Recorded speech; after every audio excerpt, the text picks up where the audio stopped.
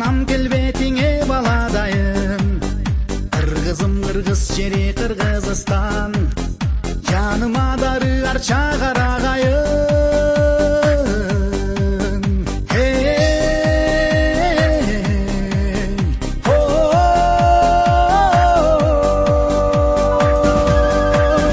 Мен сенин майрамыңа бөлөнгөнмүн, өзүңдөн агаргамын көгөргөнмүн.